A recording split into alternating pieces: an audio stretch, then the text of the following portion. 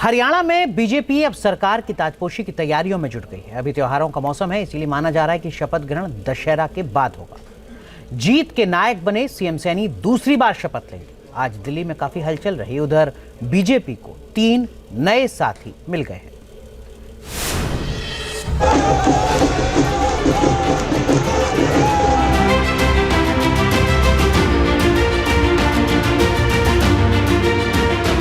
जो श्रेय है वो श्रेय आदरणीय नरेंद्र मोदी जी को जाता है।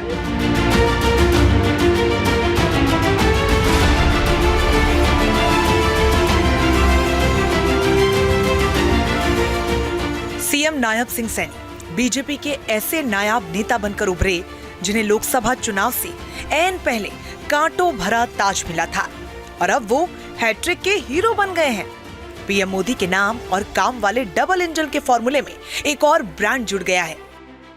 ये मोदी जी की नीतियों का परिणाम है कि आज भारतीय जनता पार्टी तीसरी बार हरियाणा में सत्ता में है। केंद्रीय नेतृत्व का हमारा आदरणीय मोदी जी के जो काम है, जो उन्होंने कार्य किए हैं, जो लाभ नीचे ग्राउंड के ऊपर मिल रहा है, ये सबसे बड़ा कार्य।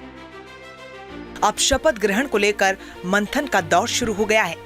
इसी सिलसिले में हरियाणा के मुख्यमंत्री नायब सिंह सैनी और प्रदेश लीडरशिप के नेताओं ने दिल्ली में दस्तक दी। प्रधानमंत्री नरेंद्र मोदी से मिलकर उनका आशीर्वाद लिया।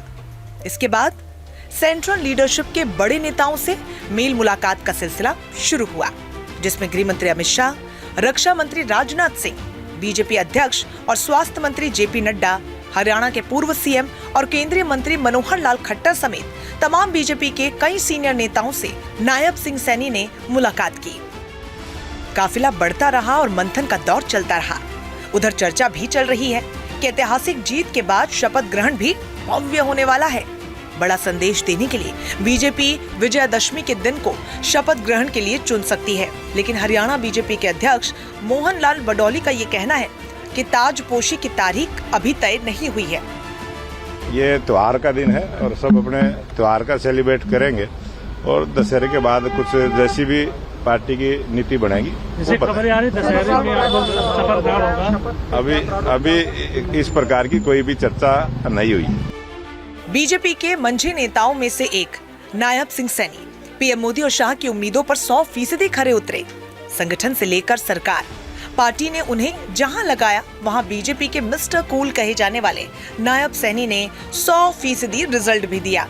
और इस बार भी जब टिकट बंटवारे के बाद पार्टी में भगदड़ मची थी, बावजूद इसके बीजेपी ने बड़ा रिस्क लिया और कहा जा रहा है कि नए चेहरों का आइडिया नायब सैनी ने ही दिया था। बीजेपी ने इस बार 23 नए चेहरों को मैदान में उतारा था, जिसमें 12 जीत कर आए हैं। इसी तरह 2019 में जीती हुई 14 सीटों में से 12 को बचाए रखने में बीजेपी कामयाब रही और इसी तरह 17 दलित रिजर्व सीटों में 8 पर बीजेपी का कमल खिला। और ये सब किसी जादू की छड़ी से नहीं हुआ, बल्कि बीजेपी की सधी स्ट्रैटेजी के तहत हुआ। जब लोकसभा चुनाव से पहले हरियाणा में एंटी इनकम्बेंसी को काउंटर करने के लिए चेहरा चुना जाना था, तब मनोहर लाल खट्टर के उत्तराधिकारी के रूप में सैनी को ताज मिला था। 56 दिनों के उस छोटे कार्यकाल में चुनौतियों के ऊंचे ऊंचे पहाड़ थे। कांग्रेस की तगड़ी फील्डिंग थी। नतीजे आने से पहले तक तमाम दावों में कांग्रेस की जीत का नाम था, लेकिन नायब सैनी अपने ग्राउंड फीडबैक और कैलकुलेशन पर कॉन्फिडेंट थे। ये मोदी जी की नीतियों का परिणाम है कि आज भारतीय जनता पार्टी तीसरी बार हरियाणा में सत्ता में है। केंद्रीय नेतृत्व का हमारा आदरणीय मोदी जी के जो काम है, जो उन्होंने कार्य किए हैं, जो लाभ नीचे ग्राउंड के ऊपर मिल रहा है, ये सबसे बड़ा कार्य।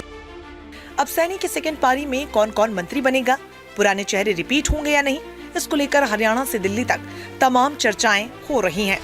माना जा रहा है कि जिस तरह सभी बिरादरी से बीजेपी को जीत का आशीर्वाद मिला है, तो सैनी मंत्रिमंडल में जातीय और क्षेत्रीय समीकरणों की बड़ी तस्वीर दिखेगी। हरियाणा में बीजेपी को सरकार बनाने में कोई दिक्कत नहीं आएगी। बहुमत हाथ में है और बाकी चेहरे वापस बीजेपी के पाले में आने लगे हैं। जनता पार्टी की सरकार फुल मैंडेट के साथ सरकार बनने जा रही है, इसलिए हमने मन बनाया है कि गन्नौर के विकास के लिए हम सरकार का साथ के साथ चलें। भाजपा नेतृत्व की नीतियों को पसंद करता हूं और अपने विधानसभा क्षेत्र का विकास करवाने के लिए भी अपने विधानसभा का विकास करवाएंगे। पार्टी में रहकर करवा सकते हैं, सरकार में रहकर करवा सकते हैं। देश की सबसे अमीर महिला नेता सावित्री जिंदल ने भी नई सरकार को समर्थन देने का ऐलान किया है। अब आपको बता दें कि सावित्री जिंदल टिकट कटने पर निर्दलीय लड़ी और जीत भी गयी। उनके बेटे बीजेपी के सांसद हैं और इसी तरह कई और बागी नेताओं की घर वापसी की अटकलें भी तेज हैं। Team news nation.